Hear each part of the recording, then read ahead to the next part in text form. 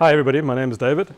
Today we're going to talk about blockchain, Bitcoin. I'll just give you a bit of a background of myself. I think you might see my LinkedIn profile. I'm on my third career, which means I've had multiple roles in those careers. First career I was in the military. After leaving that I went into IT. It's a completely different type of career move, and now I'm in my third career and I don't have a description for it. I kind of do IT consulting. I have my own IT consulting company. I do Bitcoin, blockchain, startups, and so I don't actually know what that all means and where it's heading, but I think maybe that's the kind of world we live in at the moment. You're going to run multiple roles, multiple jobs. So today I'm going to try and describe to you at a very basic level, go through some of the discussions about what is blockchain, what is Bitcoin. So how many people here have actually got some form of Bitcoin or cryptocurrencies? You got right, not a lot of people, so yeah. And yet there's a crowd of people. It's quite interesting because I think if we'd had this session a year ago, I don't think anybody would have even arrived. That's where we are. That's just the nature of blockchain. And Bitcoin, there's got a lot of attention, a lot of hype. There's a real load of money that's involved in this. So I'm going to start by trying to differentiate between what is blockchain and what is Bitcoin. They get very confused. If you guys want to grab a seat? I think this. You okay? They're not the same thing. Blockchain is the underlying technology. It's like the internet. We don't, when you've got Facebook, but it runs on the internet. You need the internet to run Facebook and Twitter. It's the same thing. You don't get Bitcoin without blockchain. Blockchain is the technology. Bitcoin is the app. That's literally how it is. So it's the equivalent of the internet versus something like Facebook or Twitter. And that's where a lot of confusion creeps in because people use these terms interchangeably. When they're talking about blockchain, they're actually meaning Bitcoin, and it gives a lot of confusion. The two are very different. Blockchain is the game changer. It's a phenomenal technology.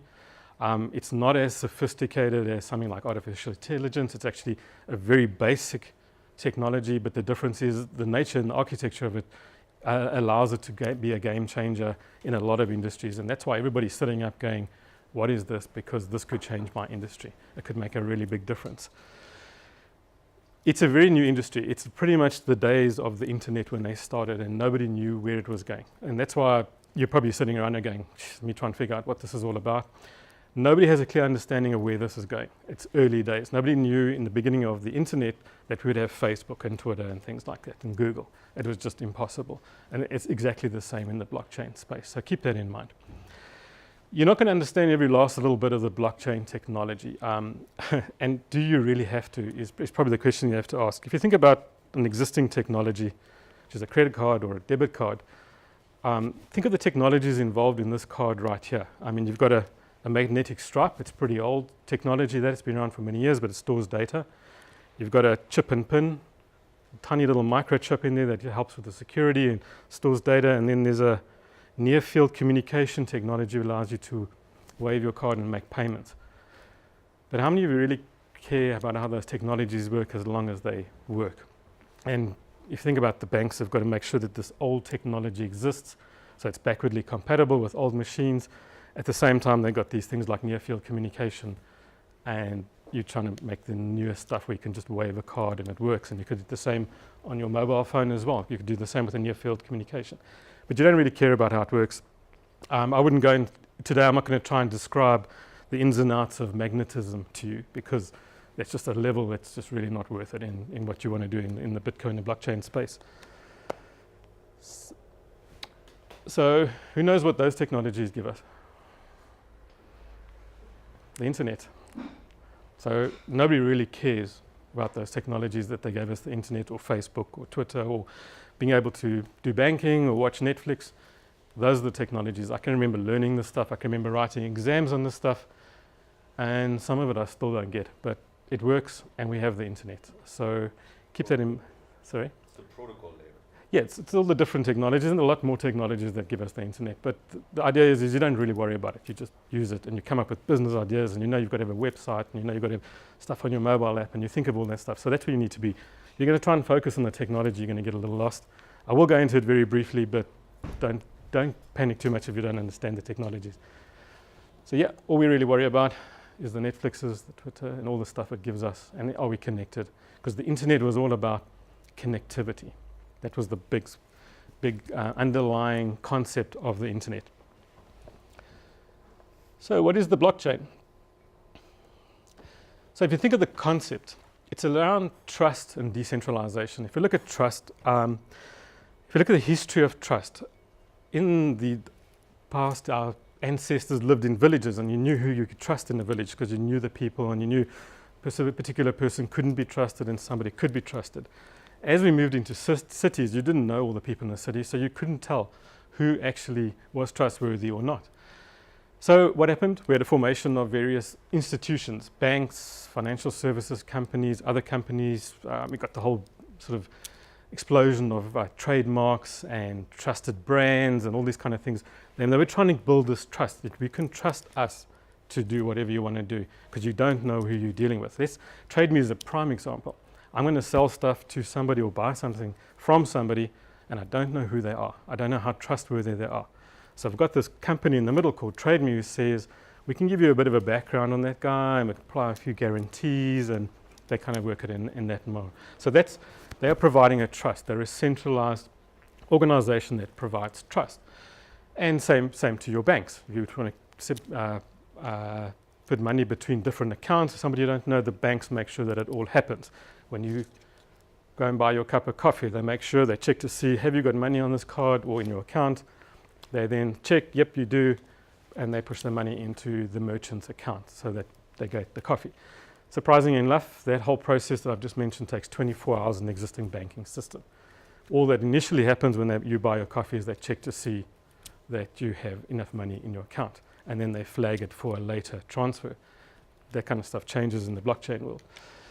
So that's very much where trust is, and that's really important. But what has happened is, and we get to the 2007, 2008, where we realized the banks aren't that trustworthy. In fact, they're very untrustworthy. They were using our money to do all kinds of funny things. Almost nobody went to jail for all the stuff that they were doing. It got really, really ugly in that particular space. They're more worried about their shareholders and their bonuses. So, and when it went all pear-shaped, whose money did they take? The taxpayers' money was used to prop up the banks. So trust had a big game changer in that era. There's a whole video which I'll send out the link. It's David Bosman. She does a TED talk about trust in particular, and it's really, really good. She gives into a lot more detail than I go to here, and she explains how trust has changed. Now, what happens in the blockchain world is we're starting to put trust in technology and mathematics, and that's the difference. We're not putting trust in people anymore.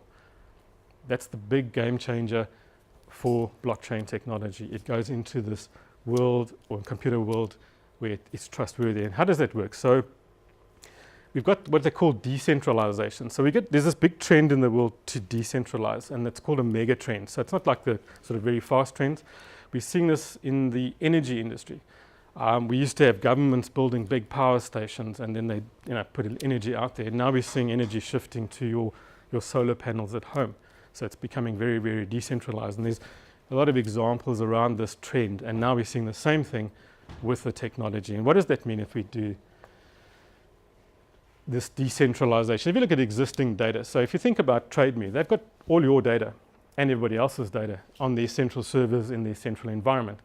If you wanted to go and say, well, I've got quite a good rating at Trade Me, could I not use that reflection of myself somewhere else? And you probably wouldn't get it right. Trade Me would not release that data to you. You could probably go to court and say it's your data, and they'd give you the data, but the moment you took it off Trade Me servers, well, it loses its credibility a little bit because you could go and change that data and say you are reliable. So that's the central world. It's the same with your bank. If you work with one bank and you've got a good credit rating, how do you get it across to another bank that actually is very creditworthy? So that's some of the problems that you have in the modern day. What the blockchain does, and this is probably the most important slide, is it's distributed. So in other words, there's no central anything. It is thousands of computers all across the planet where data is stored on those computers. So that could be you at your house. You load the blockchain technology on your computer and you become a miner, and it crunches all the numbers. So this could be somebody sitting in America, that could be somebody in Asia, and so on and so on.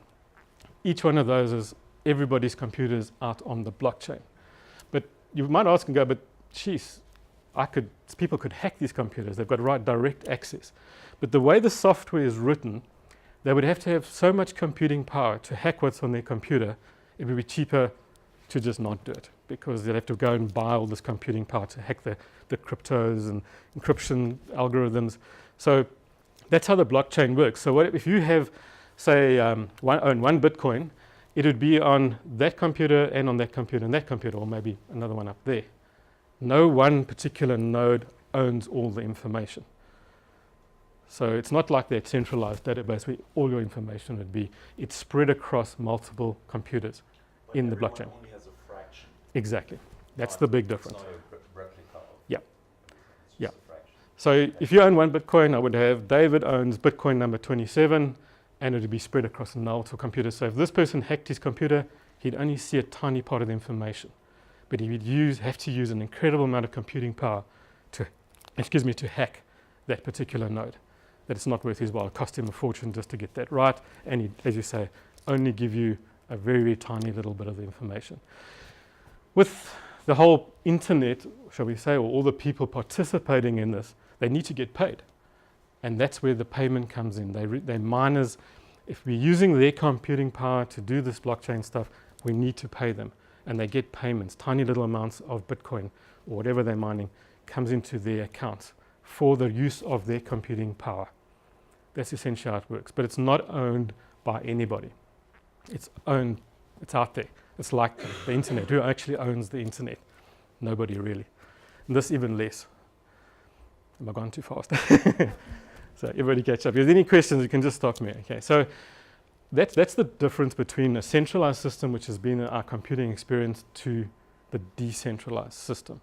So if you own a blockchain, a Bitcoin, shall we say, it is across multiple nodes.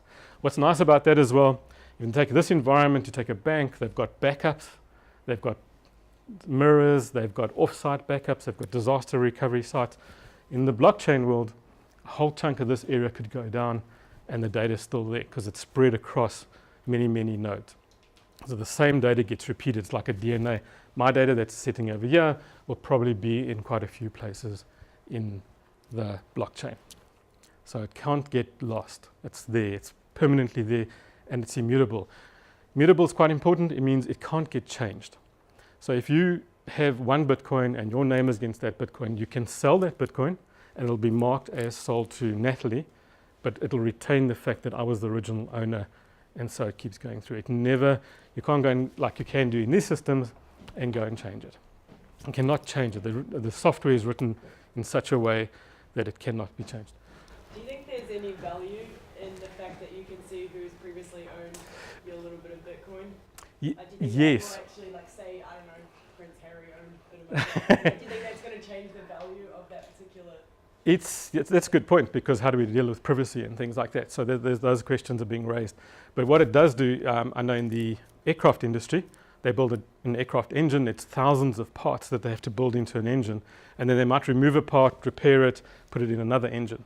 They can literally track which engine had the part previously, and actually you're getting a lot of value out of that because now they know the whole history of a particular part. And if you think if you sell your car, you can actually see how many owners the car previously had.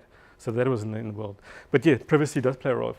Did Prince Harry actually know my Bitcoin? Bitcoins get broken up, right? You can buy a fraction of Bitcoins. Yes, correct, yeah. So you could then, like, say I bought one whole Bitcoin, I don't know, years ago, and now I sell a portion of it, yeah. A portion of it, right? Yeah. So it still retains the information that I own this. A portion of it, yeah. A portion of it. Yep. Until I sold Remember, it. That gets written forth, like forever. Is that where the term ledger comes from? Yes. So that's the ledger. It's like like back in the bookkeeping, physical bookkeeping days, where you have that ledger, you kept. It gives you a portion of the So a portion goes away. Keep in mind, it doesn't keep your name there. It is a hashtag code that's in the card, and unless you can actually decode that, you won't know what it is. It is traceable. Obviously, they can track you. It's a very open world. You can see a lot of what's going on in that space. But yeah, so the technology is spread out across the thing, and so there's a history. Can you actually identify people behind a hash? The statements I've heard, and this is quite interesting, is no, but I've found that Silk Road and those things, the CIA were able to actually literally track people down. I've heard stories, people go, oh, this is where all the drug dealers and weapons dealers and all of them deal in blockchain and Bitcoin. Actually, no, their currency of choice is actually cash, because cash is almost untraceable. Whereas you dig hard enough in this space, you'll track people down to IP addresses and things like that. So really hard to hide in a technology world. Computers where there's always a unique identifier somewhere here that comes up. So really hard in that space to deal with that. So yeah, any questions about that? That's about I don't want to go into too much detail, but just keep remember it's distributed, and whatever's written into the blockchain stays there. It can be appended, meaning we can change it. We can't change it, we can add on and keep adding more and more data onto it, but it's not centralized and it's shared. People will come and go. Some people will mine and then decide they're not interested anymore and switch off their computers and never mine again. Your data does not get lost because it's spread out across the blockchain. It's really basic. That's one thing about this. It's almost like a little spreadsheet on everybody's computer. They've got this tiny little spreadsheet that says transaction number 27, this unique identifier, this is what it is. It's not like artificial intelligence that's doing some really amazing technology stuff. This is really basic. It's a spreadsheet of data sitting there. What really makes it important is you need a serious amount of computing power to encrypt it. So the miners buy special graphics cards that encrypt the data, and that's where most of the computing power goes into, is actually encrypting the data or decrypting it and holding it and storing it. That's where more the computing power is. The actual data itself is very, very small and not very fantastic or anything else. It's all about the encryption of the data, which makes it really hard to decrypt. If I had to sell, say, Natalie a Bitcoin, it would take time for it to go across the network as well, which is really important to understand. This is a slow technology. It's not a very fast, it's getting there. But let's think about it, the internet was always very slow. It's got faster and faster, but it's a really slow component that you actually can take up to hours for it to get across and you actually get your money, which is why a lot of people are saying, if you want to spend on a Bitcoin on a card to buy a cup of coffee, you're going to swipe and you're going to stand there for a while until that goes ping, and it's validated. And it's slow because of the block size, right? Yes. So what does that mean? Okay, so block sizes, correct. We're going to go into a level of the. So Bitcoin, and we'll get to this a little bit, is got a big block size because it's an old technology. It was thought up in 2005. So, but the newer currencies, the block sizes are much smaller, so the technology is better and the code's better. So it's getting a lot faster. Some of them are, in seconds. So the newer technologies, and I'll get into explaining how that happens. But it's got a lot to do with that, the block sizes. But it is a slow technology. The system's here much faster. Believe me. If you want, it depends on what you're going to do in the blockchain world. And I'm hearing a lot of stuff going, they're going to do that in the blockchain. Everybody's going, why? It's much faster in this world. It doesn't lend itself. This lends itself to particular environments and particular business cases about why you want to use it. Not everything needs to go into blockchain. And there's a lot of people trying to get that across. And I want to get some venture capital. You add the word blockchain and Bitcoin into it, and then suddenly everybody goes, oh, great idea, and you get the venture capital. But the better solution would be back in this space. So you're seeing a lot of that happening at the moment. Just very briefly, it's secure, it's robust, and it's a lot cheaper. The previous systems I showed you, they're really expensive. Think of the banking system, it costs them millions and millions of dollars. Where what you're doing on the other system is you're renting out tiny little bits of space and computing power on somebody's machine somewhere, and they're getting a tiny little micro payment. And that's essentially it is. So it's a lot cheaper than you would in systems in the world. And you're getting the trust. Obviously, the trust is quite important. So that's blockchain technology. Before I go into some of the other stuff, is there any questions about what it does? It's the decentralization and it's trustworthy. Sure. Don't you think that it would increase the amount of time required to propagate exponentially with the number of units in the blockchain? Yes, it does. But what happens is blockchain needs a critical mass. It only needs to get to a certain critical mass, and then it says this is a valid transaction. And it also does all kinds of fancy things where it picks up that somebody's messing around with one of the nodes or multiple nodes, and it starts literally isolating those machines to stop them from expanding and propagating across the rest of the network. So it starts picking up discrepancies, and then it blocks the rest of that component out. But yeah, it doesn't need the entire blockchain to get your data. It only needs a critical mass. We can have a look just now. I'll show you how many nodes out there. There's literally thousands of them, and there's more people getting involved. There's some big players out there, companies that have literally shifted to Iceland because the cooling costs were too high for their data centers. They've literally got rows and rows of graphics cards that they just mine stuff on. I mean, so I heard, like, I don't know anything about blockchain. I'm just here just to listen to you. It's okay. So I have a couple of questions. One is cheaper. So for example, for me, if I want to mine lots of Bitcoin, I need lots of processing power. So I Yes. hold my one massive room with electronics, processors, Yeah. plug them in and start mining. So I'm just, like, I can't stop thinking, but if everybody starts doing it, where will the power come from? Yeah. And I read one, someone told me actually that to mine one Bitcoin, it's equivalent to providing power for a week to 7 houses in a Yeah. neighborhood. And that's incredible. So I just want. Yeah, so these discussions are happening at the moment to say, what are we going to do? Because this is just so power intensive. So what's happening, and this is what is that Bitcoin, being the old technology, uses up a lot more power than the newer technologies. So some of the newer coins, and I'll get to them now, use a fraction of that power to do the same thing. The code is a lot better. And the discussions are at some stage that Bitcoin may actually disappear as Bitcoin we know today. And I think those of you who followed the market yesterday will see there's a shift from Bitcoin to Bitcoin Cash, which is a spin-off. And we're getting here to explain what that means. There's the spin-off because people are going for other better technologies. And this is where it starts getting interesting. And ultimately, the old Bitcoin that we know now will probably fade into the past. So this is where it gets really tricky. It's a currency, but it's also a technology. So a currency is a currency, but this is a currency and a technology, meaning it can get upgraded, changed. Somebody could come with something better. And this is where it starts getting a little harder to understand. So Bitcoin, all right, let's go. So it's an app on the blockchain, as I said. It's one of many apps. There are literally close to, I think, 900 and maybe more thousand different types of currencies that you can get into this environment. They call them cryptocurrencies. So a lot of people ask me at this point, but where does it come from? How does this money come out of sort of thin air? So let me just go to the next slide. It's called a cryptocurrency. The crypto meaning it's encrypted, and it's a currency, but actually it's a smart currency. And if you look at one that you would understand, it's my AirPoints card. And I've got AirPoints dollars on here. And even if you go on the website in New Zealand, they'll even give you the exchange rate.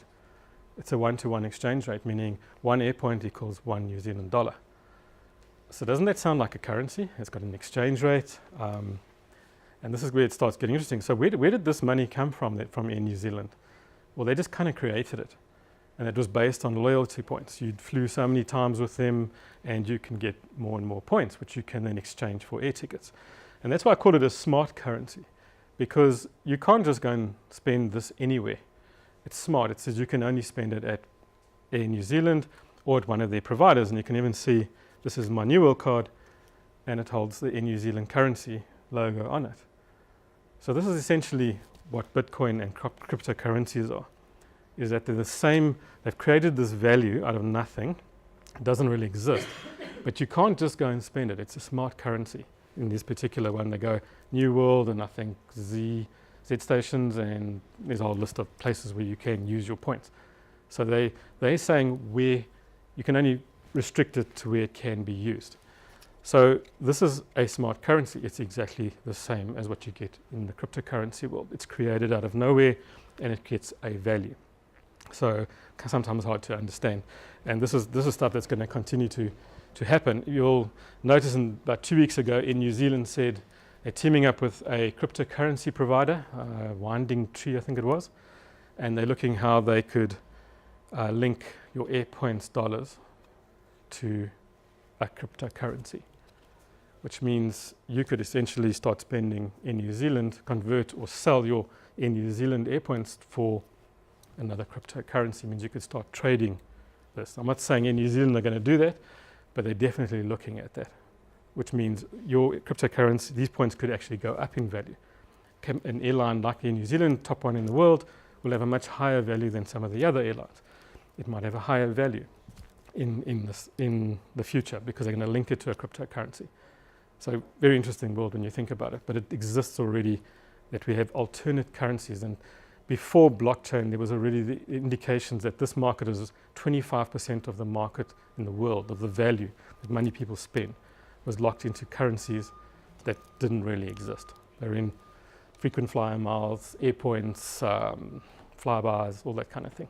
So this world has existed for some time. It's just gone into the big time space.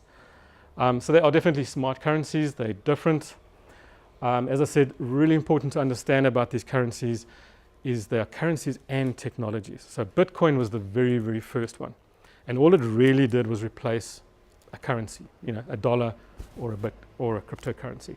That was it. It doesn't do anything else other than that. Some of the newer ones, like these over here, are new technologies. So if you take something like an Ethereum cryptocurrency, it's vastly superior in technology than it is to Bitcoin. It does a whole bunch more. And all of these currencies have benefits to them that are slightly different. So Ethereum, well, let's take Ripple. Ripple essentially replaces SWIFT. So if you want to do an international transfer, you go to your bank, you do an international transfer, it goes through the SWIFT network, it takes 24 hours, sometimes longer. There's a whole lot of people taking their slice of the pie. Ripple is doing this in about 2 to 3 seconds. So big are they that Amex is now part of them, the Japanese banks are doing testing, and Ripple's price went up, I think, 100% this last week as a result. So the coin is actually called XRP, and Ripple is the name of the company. So their big claim to fame is international money transfers, that they can do in a fraction of the time that the existing systems that we know, the banking systems, can do. Now, that is really important for a lot of people. If you're a migrant worker and you want to send money back to your family and they need it now, you can send it in seconds, whereas previously 24, 48 hours, big chunk of the money being lost in commissions. So that's their claim to fame. Ethereum is a smart contract system. So it creates all these smart contracts built in and built into the banking system as well. So if you take out a mortgage, you go to the bank, they say to you, you're worth $1 million, you go and you buy the house. So the house you've bought has to get, the deeds office has to say, well, we're going to transfer this to your name, and then the money must go across. But first we want to have an inspector have a look to make sure the house is correct. It gets all messy, and you've got lawyers, you've got banks, you've got inspectors, it gets messy. That can all be built into a contract that says, we'll take your $1 million, we'll hold it in escrow, the deeds office will transfer it across, we're just waiting for the building inspector, he signs it, and the money and the bond and your title deeds are transferred to your name immediately. So these contracts, they get built into the internet, shall we say, and they can be set up in advance. There's no people involved. They can vary. So the other use case I heard, if an oil tanker leaves Saudi Arabia bound for Japan, it takes quite a while to get there, and there's a loss of oil. So the oil literally dissipates, gets spilled, lots of things happen to it. What would happen in the old world is that the buyers in Japan literally had to put millions of dollars in escrow and keep it in an account so they could pay for the ship. And when the ship got to Japan, they would measure, see how much was left. The lawyers would get together, they'd check to see how much was left, rewrite the contracts, and then eventually the money would be transferred to the seller, and whatever remained would go back to the buyer, because they didn't get exactly what they wanted. What they're doing now is they're building this into smart contracts.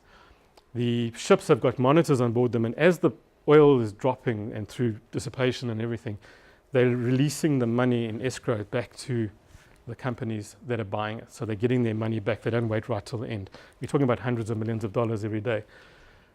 What's got even more interesting around that is sometimes that gets resold, because the buyer of the oil says, well, if I sell this oil now and go into gold, because I think the gold price is going to go up, they sell the oil even before it reaches Japan.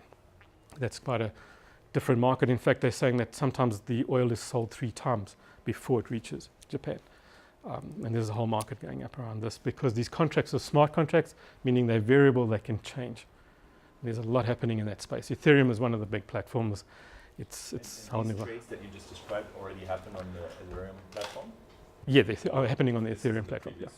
Yeah. This is already in the This is happening already. The new stuff is starting to happen. They're testing it in the moment in Ethereum. And there's lots of people coming up with all kinds of ideas in Ethereum. Microsoft are involved. They've built whole big sort of templates that you can build smart contracts into Ethereum. I went to a presentation by Professor Alex Sims from Auckland University. She's a lawyer. And she goes into a lot of details about these contracts. Because obviously, she's from a legal point of view, if you're going to set up a contract, how valid is it in the real world? People are setting up some of these contracts, getting it wrong. So what happens now? How do you reverse it? And things like that. So very, very interesting concept around Ethereum. Ethereum is by far the superior cryptocurrency than Bitcoin. But people are all getting into Bitcoin because that's what they know. That's what they've heard about. In that example that you said, like say oil can get Yep. sold 3 times before Yep. it's arrived, are they, when it is being traded, is it just traded in Ethereum again? Or like, so when you say it's being bought, and is that quite volatile? Like, Yes, so this is the big problem with cryptocurrencies. These currencies are volatile. So if you want to, like we said, we were having a discussion earlier, if I'd gone and bought a cup of coffee yesterday, it would have cost me a lot more than today if I'd bought it in Bitcoin, because Bitcoin dropped dramatically yesterday. So it's really hard to do transactions and do these kind of conversions because of the volatility of these markets. It's going to change. It has to change. They have to become more reliable. How we're going to do it, I don't know. If you think of New Zealand, with the change from national to Labour government, I think our currency against the US dollar changed by 3 cents. I think Bitcoin dropped 15% yesterday. You know what I mean? And then I think if you take the New Zealand dollar versus US dollar, I think it's back up to where it was, because we've got reserves banks that look after the coin, our currency. It's based on the country and the value of the country, whereas the coins and the currencies, there aren't rules. It's very much the Wild West. It's very new. Nobody really understands how it works. As I say, many people are trying to get money into Bitcoin when something like Ethereum is a far superior, or even Ripple is a far superior currency. But people don't know that. They're still brand new.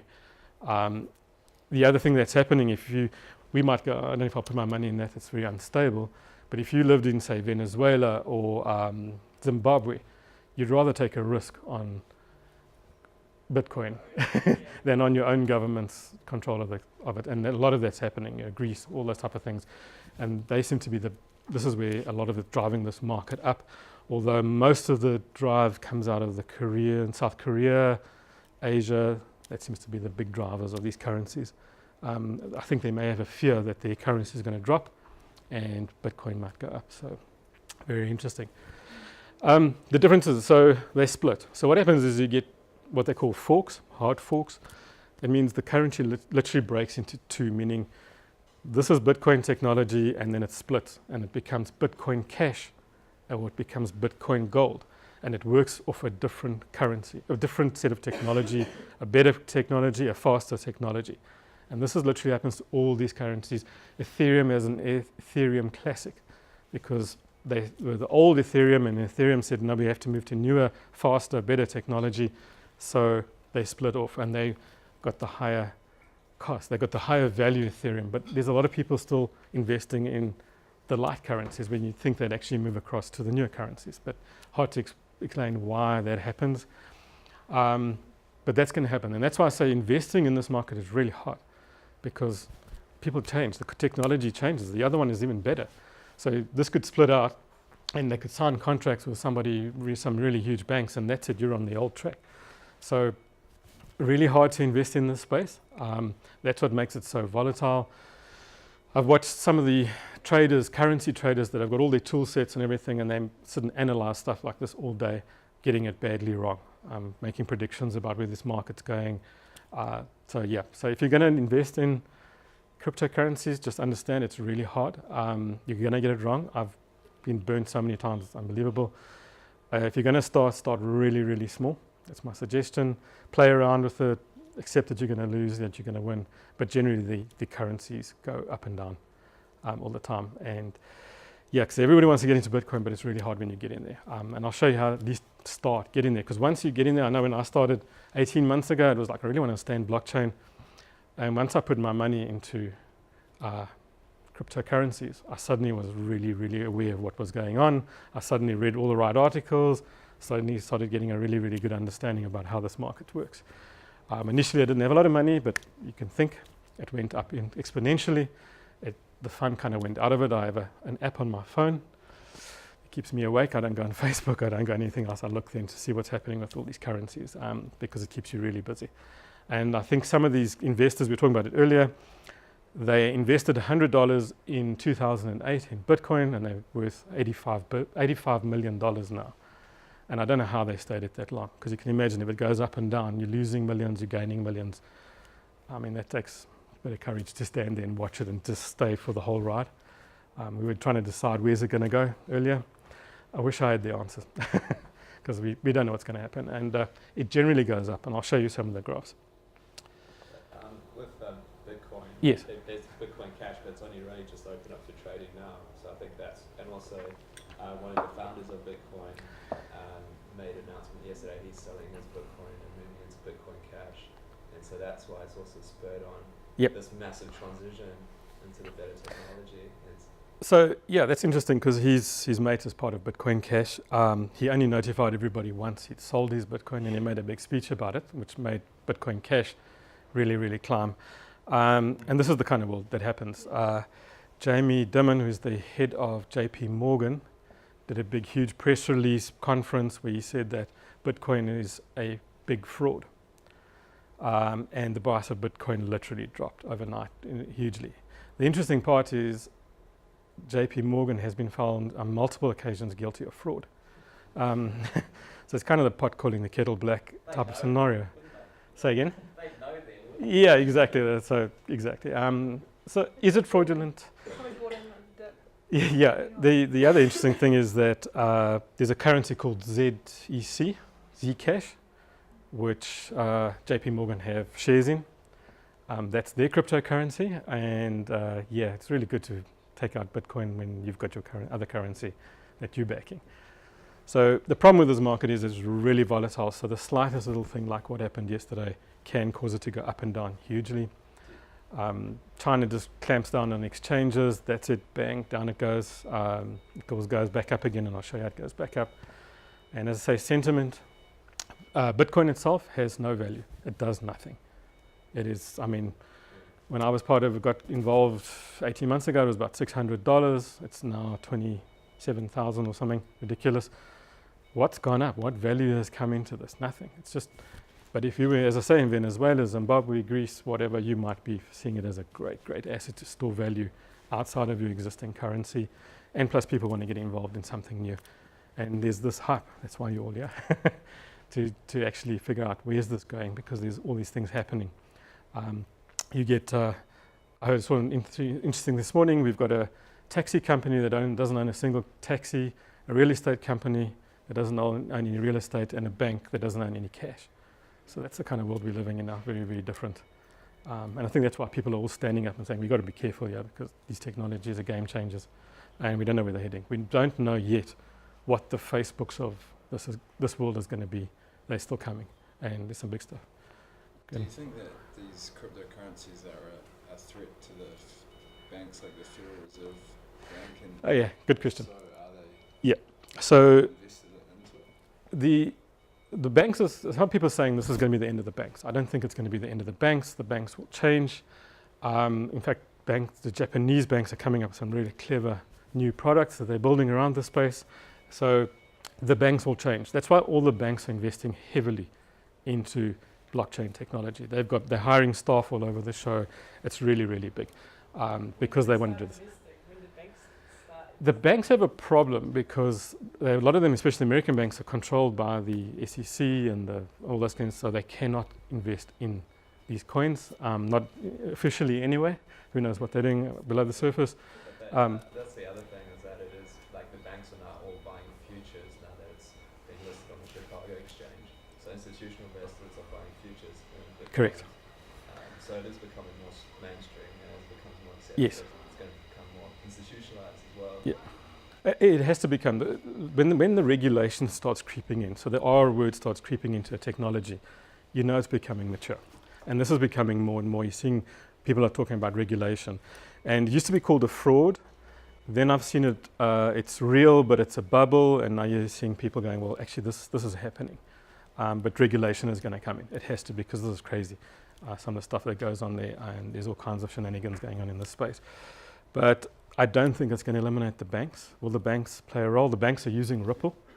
Huge amount of people of the banks are using Ripple because it saves them money and it makes them more competitive. People go to the bank, that charges them a whole lot less if you're doing international transfers. So they are definitely involved in this space, the banks. I don't think I'll take them out. The Reserve Bank of New Zealand released a paper about a week ago where they kind of said, be careful. This is kind of crazy world, but it is happening. It's not necessarily wrong. The paper was kind of a little bit evasive of what they were saying. But they did say that it's something that's happening and something they've got to take note of.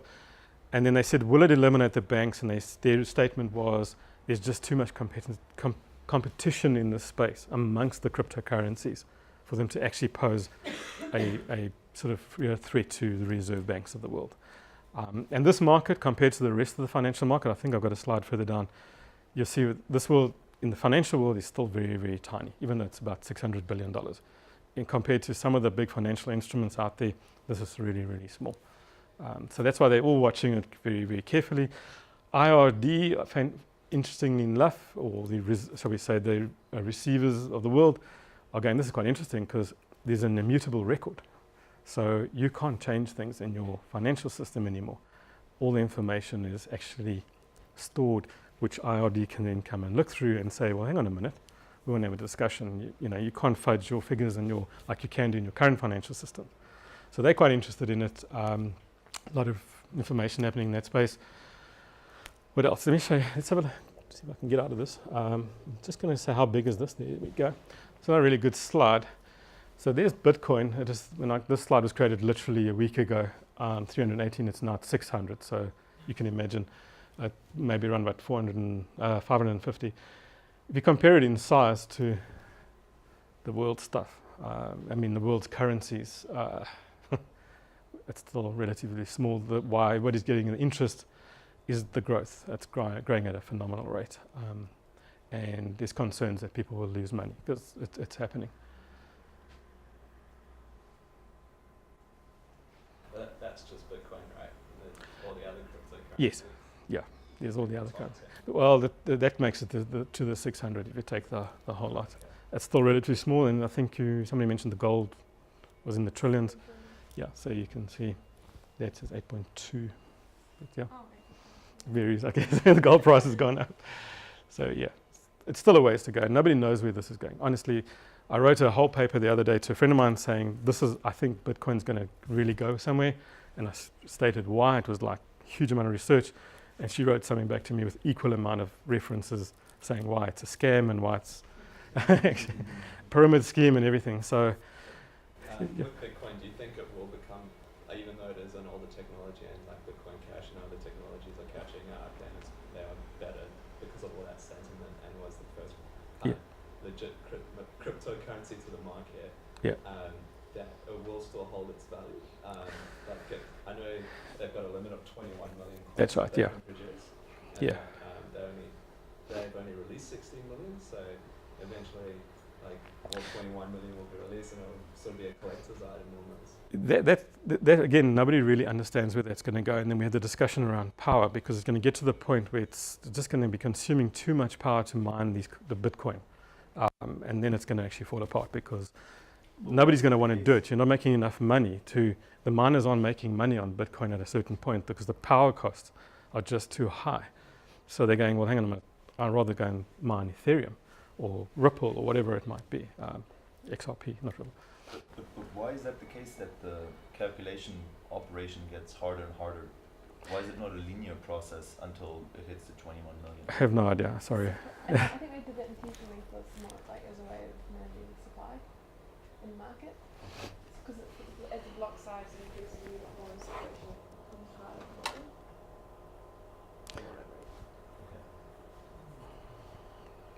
Don't know if you can see this. Oops, wrong one. Let's try again.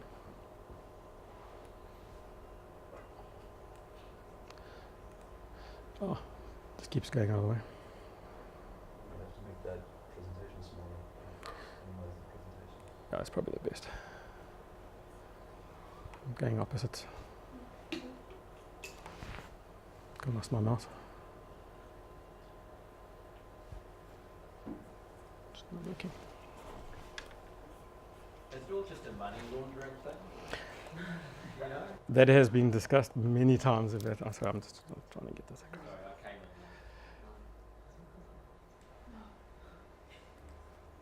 in. No, it's just not going to do it.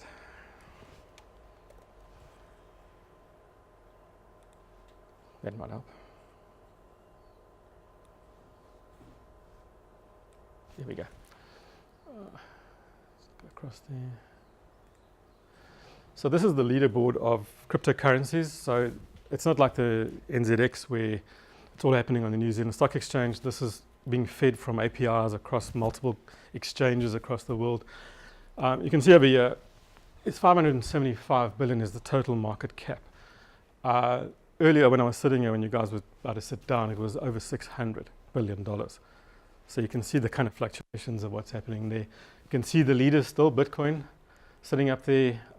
It has still 294 billion of that belongs in the Bitcoin world. So there's still a chunk of money in the Bitcoin world. Ethereum is in second place from a market cap point of view. Ripple, XRP, and so again, you can see Bitcoin Cash has gone up quite a lot.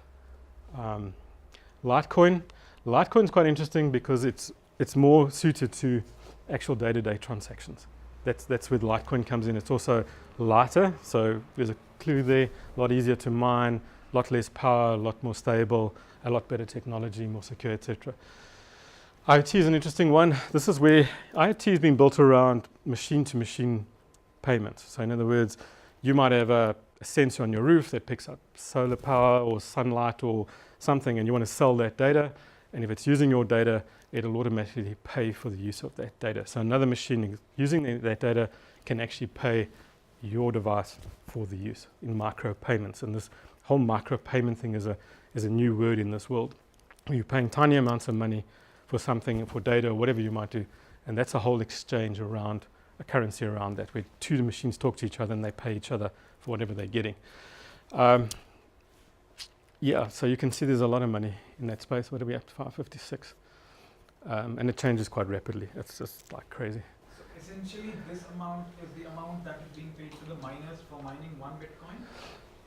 No, this is the current valuation of the amount of Bitcoin. So there's $294 billion worth of Bitcoin. That's the total value of all the mined Bitcoins out there is worth 294 billion American dollars. What happens, like, let's say I raise enough capital to actually buy off all the miners who are mining Bitcoins right now. Would that immediately stop Bitcoin production because essentially no one would be mining it anymore and bring that value to a constant halt? Well, you'd have to buy up all the miners. I'm not sure how you do that because you don't even know who they are. It's difficult to know who they are because they don't actually like sign up. They just download the software and they start operating.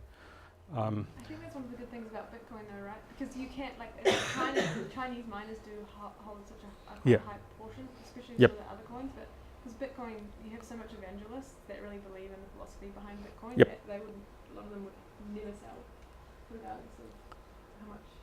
Yeah, this is a very techie world. The geeks of the world really live in this space. They do some crazy things. Sometimes you hear that the Bitcoins get hacked, or at least you hear that blockchain got hacked. So blockchain doesn't get hacked.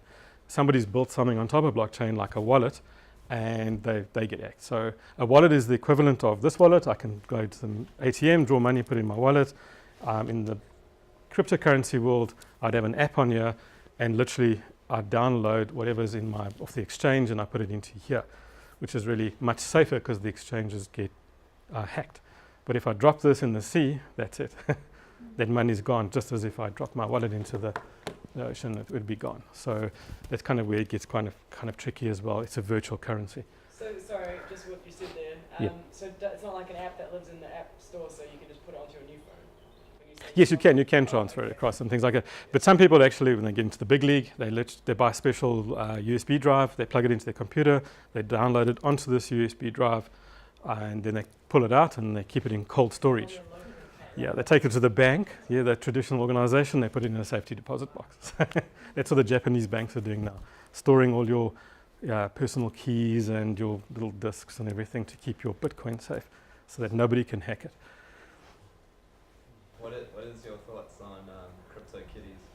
Oh yeah, so yeah, I'm going to get to crypto kitties. That's an interesting one. There was one thing none of us saw coming. I'm going to show you something else quickly. I noticed that it says buy, sell, but some of them you can't buy and sell, so it can be difficult to buy these things. Yeah, that's another whole discussion. Is it's really hard to get into this market and get in there and buy and sell. You have to work through an exchange. I'm going to go into some of the exchanges now. Just give me a second. I'm just going to show you. This is the price of Bitcoin in real time. I've got it set at 1 hour. So it's showing us for the last hour. You can see it's come down at, what time was the day was this? Just before midnight. It was 18,381 United States dollars. It's down to 16,218.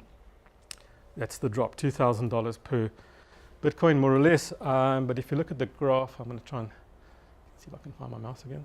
So you just lost $2,000 last night? Yeah. I don't want to talk about it. So if I look at it over the last couple of per day, you can actually see it's much higher. You can see where it's gone from 1,000. Can't see what it was there, but it's actually still very much up since November, middle of November.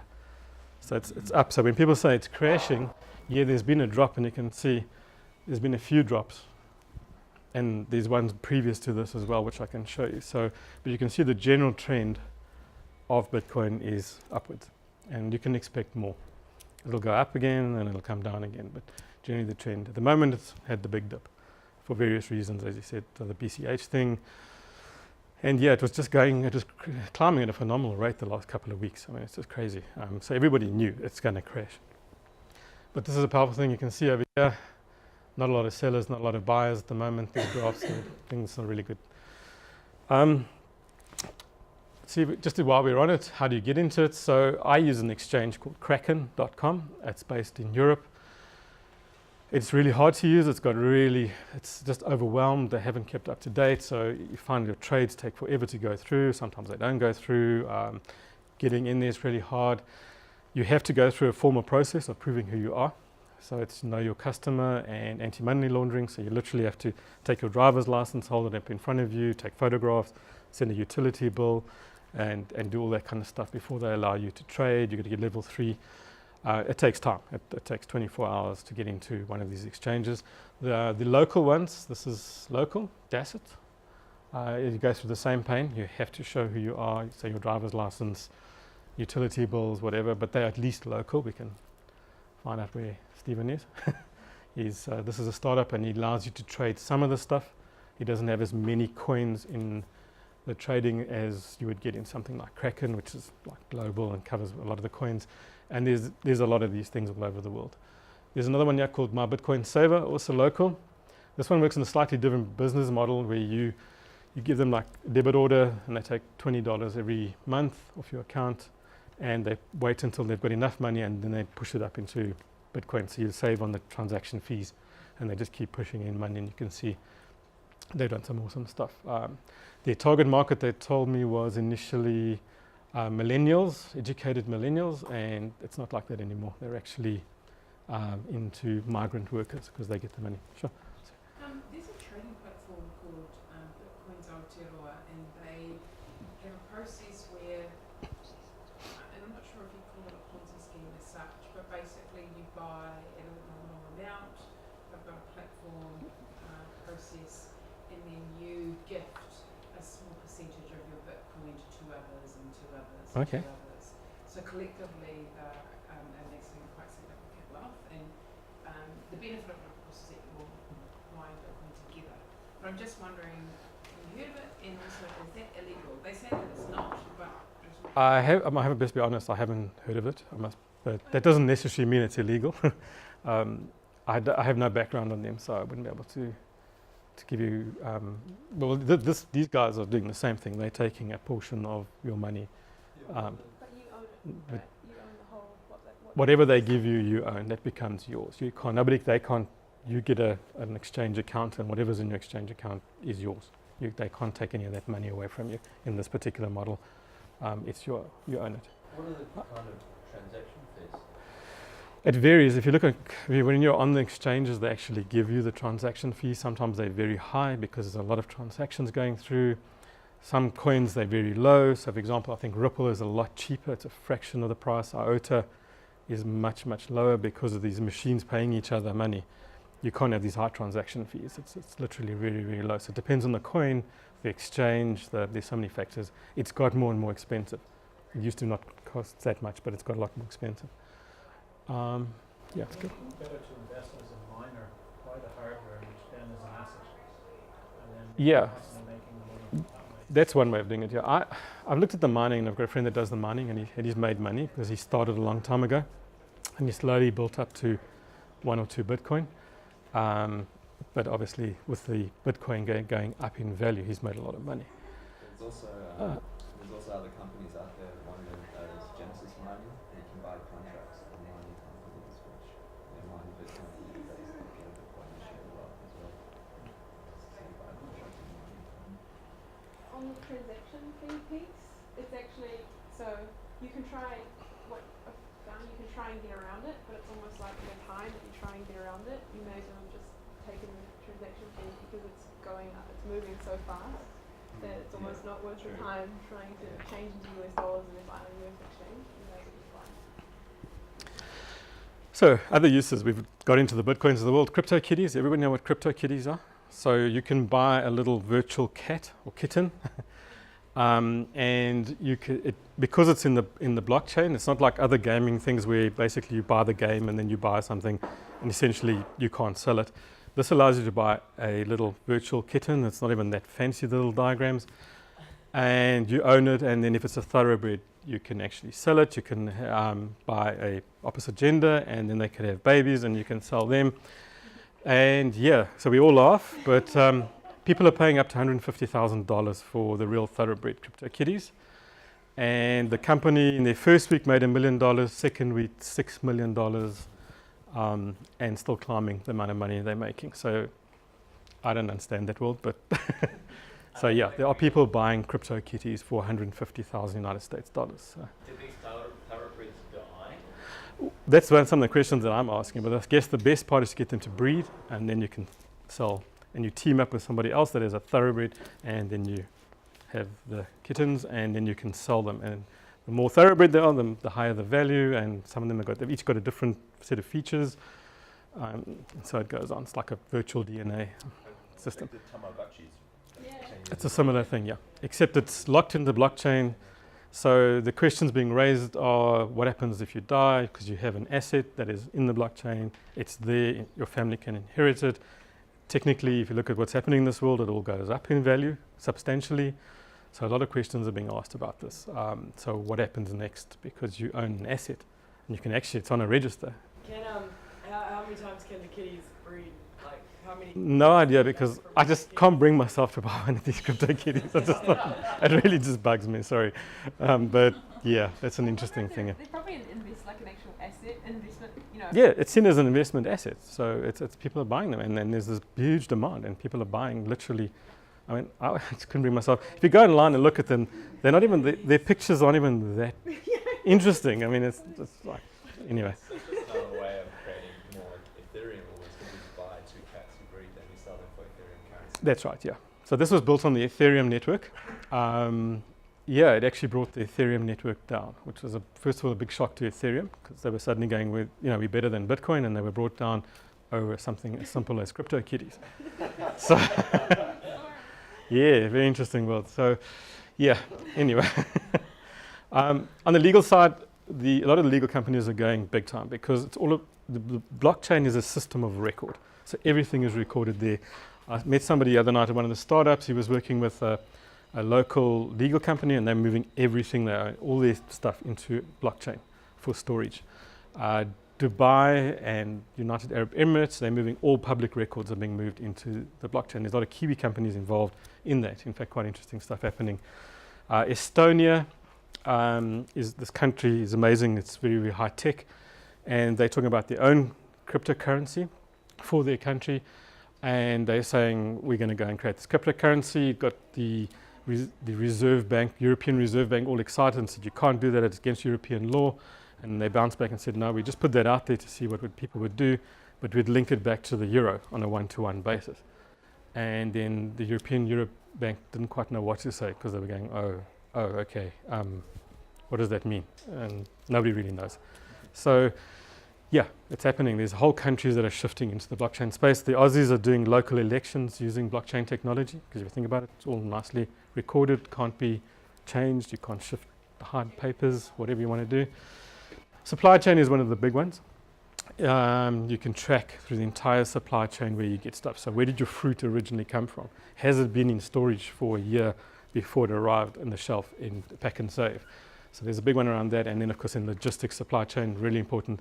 Hard for all these companies that build like aircraft engines to track where all the stuff is. They've got to sync their databases. It's really, really hard.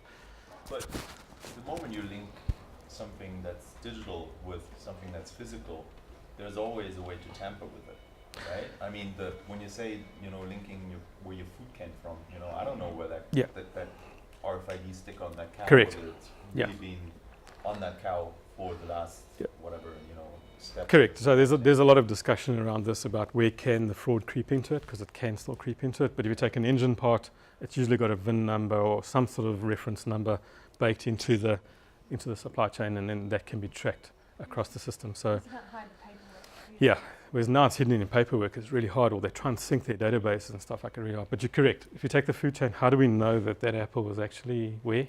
There's no unique identifier around it. It's only going to work really when there's, like you were saying, critical mass. So, right now, I don't know, is any food being traced? Now it's not happening in New Zealand. Yes. Or is it? I don't know. It's on a trial basis, and it's called FoodCoin. Okay. So if you want to look it up, there's a whole thing happening in called FoodCoin. So there's a coin around food that allows this to happen, because we have to pay the miners to actually do FoodCoin. So it can be a track. Creating cryptocurrency, you're creating apples. If you're creating apples, yeah. So well, you're tracking them through the supply chain. That's the idea behind it, or the food traceability. And then government, as I say, UAE, a lot of them are moving their stuff into. If you think about the deeds office, all your assets can be pushed into the blockchain and be stored there. In a lot of these a lot of countries, there's no fixed record about who owns a property, and you pay somebody under the table, and they'll go and change the record and put another person's name there. So a lot of that's being shifted into blockchain, because then it's a locked-in record that nobody can change. And if you do change it, where's the money part of this that's coming into this? The one of the more recent things is what they call triple ledger accounting. Let's make sure I got that right. Triple entry accounting. So we currently have double entry accounting, which is I buy an asset, so there was money spent here and there was money received here. But the asset is never really tracked, or what happened to it, and how much we bought it for. Is it the same as in these people's sort of financial system? Are they the same? So where blockchain comes in, it actually locks the asset in and its cost. It was sold for this from that person to that person. So the IRDs of the world are very, very interested in that type of thing, because you can link a transaction in a financial system to a third entry, which is an asset. When it comes to assets, not everything. So that's some of the new stuff that's coming out of there. And these are some of the business cases I could find. There's a ton of them. Think of anything, it's there.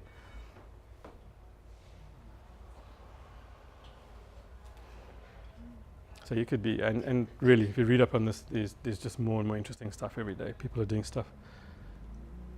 The identity is really a big thing, because if you think about it, if you had a single identity for everything you do, so it holds your identity, who you are, where you live, all your medical data, all your banking data, everything is linked into that, meaning instead of Facebook using all your data and making money out of it, you could decide which data you're willing to release and how much are you going to get paid. Or maybe you'd say, I don't mind my medical data being released because I might be helping somebody else. But you could get paid every time somebody uses your data for something, but it would be a micro payment. And this is where a lot of the existing middlemen are saying, what's just happening? Hang on, what? You're cutting me out of the loop. Hang on a minute. Whoa, I'm trading you. You can't cut me out of the loop. Well, you can be. With the blockchain, we have a technology that can be the trusted partner now. So yeah, this is a big one, that one. Identities. How are we doing on time? Okay. So how do you get into this? You build yourself something cool. And you saw the list, the previous one. Think of something really, really good. Not everything is suited to blockchain. We were talking about this earlier. it's got its place. It's not the silver bullet. It's not going to solve all the world's problems, but there's a lot of stuff. When you talk about disintermediation, decentralization, transfer of money, and there's a whole list of things which are applicable, but not everything. Some of it just better to use the old systems, far better to use the old systems. And of course you can invest. You can go and buy Bitcoin or Ethereum or Ripple, go into one of those exchanges I showed you earlier. Just accept that it's hard what you're doing, and you're going to get it a bit wrong. You're going to lose money, you're going to gain money. So whatever you do, invest really, really small until you get a feel for how this works. And even then, there's no guarantees. Nobody knew that Bitcoin would crash like it did because somebody would release a press statement. But people have been predicting it for some time because of the rise. So I would say get involved, because once you put money into something suddenly you become very, very interested. And that's quite interesting. You just want to go, whoa, I really need to understand this. And you start reading a lot of information with different eyes and going stuff. So that's my suggestion. If you want to get involved, get involved. I don't endorse any of these exchanges. It's really hard. When I first got in, I literally did a transfer from my bank account to some person on the internet who said, do not put the words Bitcoin or blockchain in any of the words in the transaction. And they had some funny name. So literally I passed money into the void, and then I waited and see what would happen, going, okay. And I know there were other parties that was it. They never saw their money again. About 2-3 hours later, a number changed on the exchange and said, I now have a certain amount of currency. That was it. I still don't know if I have that currency. I never actually brought money out. I have transferred it to different exchanges. So there's no physical world, yeah. So keep that in mind. But I do suggest have a try, because it's really not that bad. You can, especially with the local New Zealand current exchanges, they're quite friendly and they try really hard, and you can play with small amounts and buy a fraction of a Bitcoin and then buy Ripple or something like that as well. So they're quite interesting. I think that's where you get to understand it.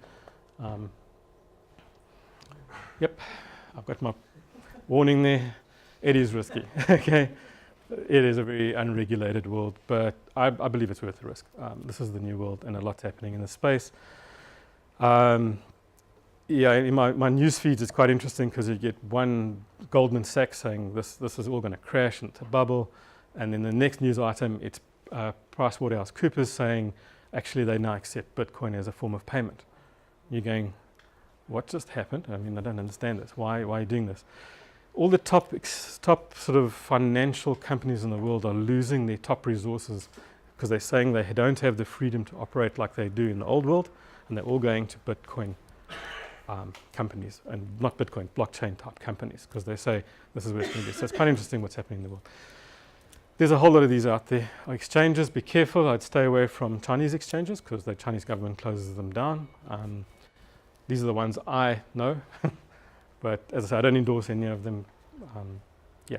And so once you buy Bitcoin, you buy Bitcoin in New Zealand, and then you've got to put it into a wallet or onto an exchange to then buy other currencies. Yes. So say you went and bought one Bitcoin, about $26,000.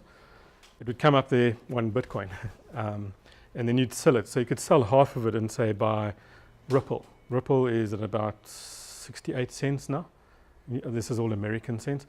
Or you could buy something like one of the other smaller currencies and then buy into those. And then you'll see it starts, you get a little portfolio manager. You can get an app on your phone, which is very evil because you keep looking at it because it goes up and down and things like that. So that's probably the easiest way. Just get in there. Buy a small amount of Bitcoin, because you don't have to buy a whole Bitcoin. So that's one thing about a normal currency. It's broken down into 100 cents, and that's the lowest you can go. Whereas Bitcoin and all the currencies, you can go into much, much smaller denominations. Some of the exchanges won't go below a certain amount, but yeah. So that's the nice part. There's this infinite amount of small that you can go to. Yeah. Do you have to buy Bitcoin first and then you go into the other currencies? I'm not sure how the exchanges work. I don't think so. I think you can go in. Once I created my account in Kraken, I'm just trying to think what I did. I think I bought Bitcoin initially, but when I was buying it was like 18 months ago, and it was really, really tough. All you do is you do an international transfer from your bank account, and it comes up in equivalent American dollars in the foreign exchange, and then you decide what you're going to buy in these different trading pairs. So some currencies you can't buy with United States dollars. You first have to buy Bitcoin, and then you can buy that currency. They just don't have it trade on that, so it gets quite tricky. So you can buy Bitcoin on Kraken with New Zealand dollars, or do you have to? No, you have to do an international transfer to Kraken through Swift. Yes, can you believe it? They still use Swift, and put the money in. So that takes a good 24 hours at least. The money suddenly arrives in your Kraken account, and from there you can decide how you want to buy. You can decide I want to buy so many of those and so many of those, and then it does the transfer. But remember, when you buy, there's a cost to the transaction as well. Question for you from a Mike. New Zealand tax perspective. Let's say I bought Yeah. X amount of cryptocurrency, Yeah, $1,000, yeah. and then what do I do? Am I allowed to write that off as an expense? And what happens when it comes back later on as $1 million? Okay, so Do I, if I cash in and get my $1 million, do I pay tax on that? How does that? yeah, so that's big topic of discussion. So the way I understand it is IRD recognizes it as an asset. So you buy a house and it goes up phenomenally, and you sell the house, now the IRD wants their share, their cut of that little bit of money. So it's the same thing. If you had spent $100 in 2008 on Bitcoin and it was worth 85 million today, and you brought that all back into New Zealand, the IRD is going to want to know, where did this money come from? First of all, they're going to check up to see it's not illegal what you've been doing. You can prove that you've got it. They're going to say, thank you very much, that's like a capital gain. So it's like selling a property, a second property, and they're going to want their cut of it. No, don't know of any cases where this has happened, don't know of anybody that's actually done this, but they regard it as an asset. That's what IRD, they don't see it as a currency. They see it as an asset, like any other asset. What that means, I suggest speak to a tax consultant or something. They can probably give you a better idea than I can, but that's how I understand it. There's no regulation around it. It's hard, yeah. There's no regulation around it at this point. Mm. Okay. So if I cashed it in and got $1 million, then at this point, they'd be, hey, Yeah. dollars. Yeah, they'd want their share. Save a chunk of it somewhere in case something happens. Yeah. Yeah. So, yeah. Do you have any recommendation on wallets? So I've never used a wallet. I don't know, I'm always scared that it's going to be locked into the device. Other friends of mine, they all use wallets. So I'm not the best person to speak to around wallets, to be really honest. The wallets do get hacked, the exchanges do get hacked. It's quite a concern. Exchange and a wallet. The exchanges, it's online. So it's literally, you log into a website and I can see what I've got there. Whereas a wallet, it's literally downloaded into another device of some sort. That's where it The is. analogy would be like money in your bank Yeah. account and hard cash. Yeah, it's like your wallet. It's the same thing. It's off. So it's like keeping it Offline. in your bank account or it's Yeah. storing it all out and Yeah. keeping it as Yeah. And as I say, you can put it onto a USB stick, which is also a wallet, and store it in your safe. It's a little bit like if you go onto the New Zealand Stock Exchange and you trade currency and you buy US dollars or trade it on the exchange, but then you can also go to the bank and buy US dollars as well without any wallet. Well, it's not physical, right? It's a These digital wallets. wallet. It's the digital version. Yeah. It's a digital Pay version. up Yeah. for Yeah. digital. It's a digital wallet, yeah, an yeah. offline Yeah, it's a digital storage mechanism, shall we say, for those numbers, and it's all Coinbase encrypted. is an And exchange. say again, Coinbase. Is Coinbase is an exchange, yes. Yeah. So like Kraken, it's the same thing. Poloniex, there's a long list of these exchanges across the world. And it depends on, like, your Exodus is a wallet that you can use, but you can choose your wallet based on where you want to store it. Like, you've got a Mac, there's different wallets that are there, interface Mac versus phones. It's kind of just a matter of Personal preference. personal preference, yeah, and then doing Yeah. a lot of research to make sure Mm. that they're secure and Legit. and then just keeping on top of Yeah. everything, so you can see some wallets, some exchanges are, looking shaky or. Yeah, what I did, what I suggest you do is just, if you've got it on an exchange and you've got a lot of money, start splitting it across exchanges as well. So not all your eggs in one basket. You put it in a few exchanges, then at least if one gets hacked, okay. But then some of them you keep your private key with you. Some of them they keep your private key, and this is where the Japanese banks are coming in. They keep the private keys for you, and they keep your offline storage, your cold storage, which is a USB stick, and they're coming up with all these new ways of looking at it. I'm running out of time, so I'm just going to show you the last slide. Besides the money you can make in cryptocurrencies, this is the investment and ICO's initial coin offering. It's like an IPO when you list on the stock exchange, except you list a coin. You may create your own coin. I could go and create a David coin, list it out there, and if it had value, there were people who would buy into it. haven't got the time to go into it today. That's very much a second discussion. But just to show you how much money is being spent in this market, in the last 4 years, you can see in 14 there's a total of 26 million, and in 2017 so far, $4.2 billion. That's outside of the money I spoke about earlier. This is just investment from venture capital firms and things like that. And you can see it's used to be very much into the core technology space and a little bit of cloud space, and now you can see it's starting to go across all the industries. And it's a lot of money going into these places. And you can see the financial markets, pretty much the big players there. And you can see how it jumped from, this one here is finance, banking and payments, has gone from 2.1 million to 652 million in 1 year. So that's the spend. This is just normal venture capital outside of Bitcoin and cryptocurrencies. The gaming gambling is a huge, big industry. That is just that's bigger than real sports. I mean, those esports are literally an enormous market that is in there, and that's where that's coming into play. So it is happening. How it's happening, you have to take a while, read up, try and figure it all out, and nobody actually knows where this is going. To be really honest, nobody can actually say to you where we'll be in a year's time. Nobody would have predicted any of this 2 years ago, a year ago. It's just really hard. So don't feel bad if you don't understand it all. That's just how it is. At the moment, this looks like a graph to me. So basically, what you're saying is that there's another type of investment that you can put into something which invests in speculative things that may come through. So this is like investing into Google, for example. You could go and invest into Google and they could grow.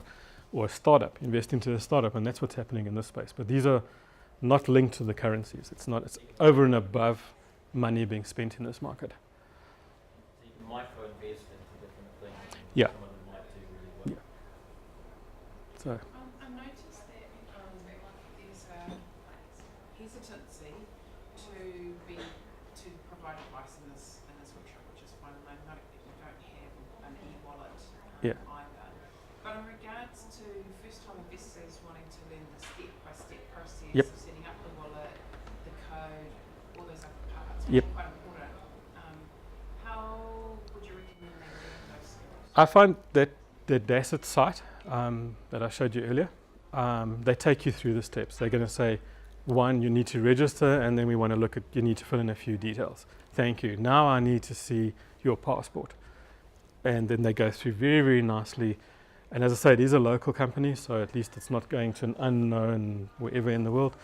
And they take you through that whole process of doing it. And it's quite neatly set out because they've kind of brand new, so they've gone through all the learnings of the earlier companies and things like that. So I would go there and open an account. Just go there and open an account. Don't put any money in initially.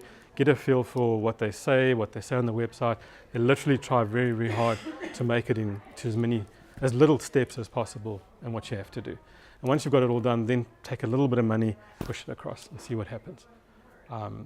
It's quite step by step. It just takes a little bit of time. To open up the account is very easy. It can be online within 5 minutes. But to get the anti-money laundering stuff, they need that documentation. Otherwise, they will have the Reserve Bank coming down on them and the cops and everything. So that takes a bit of time. And then they've got to check it, make sure it's valid, go through all of checks. Once that happens, well, then you can start transferring money. So it takes a bit of time. And by transfer, you mean transfer it onto an exchange or a wallet elsewhere? Yes, so what you would then do is you take the money and you transfer your money, cash, out of this wallet and put it into them. You transfer it to them. They will then transfer it into the cryptocurrency world for you. And once you're in the cryptocurrency world, once you're there, you can then go to Kraken and go and open an account and transfer money. You don't have to worry about anti-money laundering. You can just put money out back across and transfer it back from there, back into your New Zealand wallet and so on. Once you're in, you can move around between the exchanges. It's just that initial step of getting in there, being verified and checked out. That takes a bit of time. And not a lot of time, I think it's a couple of days or so, at the most. With Dasset and these other exchanges you've mentioned, can you buy the other currencies as well? So my Bitcoin saver is only Bitcoin. Dasset's got a few more. I think it's got Ripple, Ethereum, Bitcoin, 1 or 2 others. I can't remember all of them. But then if you go to the bigger exchanges like Kraken, where you get sort of 25 different currencies, and then you find you want to buy something like Neo, which is not sold on Kraken, then you've got to go to another exchange and buy it there. and you can transfer money backwards and forwards from those exchanges. It's just a matter of finding out the address and then doing the transfer, which is fairly easy, but hesitant at first, going, got to do this transfer. So you play with small amounts first to make sure you got it right. Kiwi coin, I think it's kiwi-coin.co.nz is another one that you can use to buy. In New Zealand, if you've got a RealMe account, you can it's linked in with your RealMe account, so you don't have to go through the process. Oh, okay. I didn't know about that one. There you go. But I don't know if many of you have an authorized RealMe account. I didn't. Because it's all about that anti-money laundering, that there's a big concern about that, because obviously this is a nice way of clearing money, getting rid of money that you'd like nobody to know about. So basically IRD and anybody else, you've got to go from that bank where you're going to transfer the money from. And if you suddenly transfer $1 million out, they're going to know, where did this money come from? And if you transfer a couple of million, hopefully down the line back in, then IRD and financial services are going to want to know where this money came from. Was it a drug deal, or did you actually make Bitcoin? And they're going to want to check it out. And then they want to tax you, of course. This is the part they like. We're the worst intermediary of all. Governments. Yeah. So, yeah, there are ways of getting around this. I guess it's still used for nefarious means, but according to the police, very small transactions, because even in the Bitcoin world, a big transaction suddenly jumps up and people want to know what's going on. And there's a whole lot of people running all kinds of programs measuring this stuff. So there's a big transaction, they go, ooh, where did that come from? Which country? And they start doing all kinds of analysis on it. So it's almost a self-ruling environment at the moment. Sure, I don't know, is that we made it half past one? I'm open to more questions. I'm still around. So also, just these different exchanges, are they selling the coins or various cryptocurrencies at different prices? Yes. So the Zimbabwe exchange it goes for double the price of Bitcoin than it is you saw over here today, because people are really trying to get their money out. But each one has a different price. Yeah, and I'm not sure why there's a different price, but they do. You just have to shop around. Yeah. So just like stock exchanges have actually tiny different prices. Yeah, I think it's probably just similar. Yeah. I think that's why it's better to buy Bitcoin in New Zealand and then move your Bitcoin to another exchange outside of New Zealand, because it's like New Zealand fees are higher because the supply is more, there's less time to buy in New Zealand. Yeah. Any other questions? Do you mind going back to the slide with all the use cases and the industries? Is it okay to take a picture of that? I can send this out as well if you guys want my slide deck here. There's no proprietary information. We can send out probably link to Yeah, I'll send you some of my links. That one I mentioned, Rachel Bosman, about TED Talk around trust.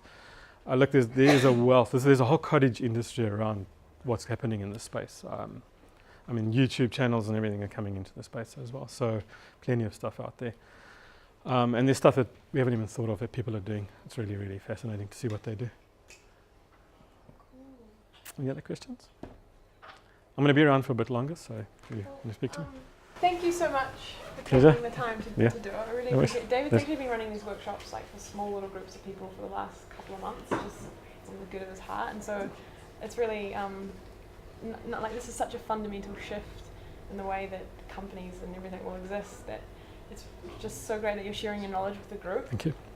Because I think even like though everyone's interested in it because everyone's making a whole lot of money around it, there's like the opportunities that this opens up is significant, and I think understanding the fundamentals, which is what David has covered, will put you in a significantly better position to make the most of opportunities going forward. It's one of the biggest redistributions of wealth that's probably happened period, so it's really exciting. So thank you so much for David for enlightening us. Thank you. Thank you very much. Thank you very much. Soon we won't have to do this, I can just send you a kitty. Yeah, you can send it. And it can go up in value as well. Kitty baby, yeah. Thank you very much. Sure. Thank you.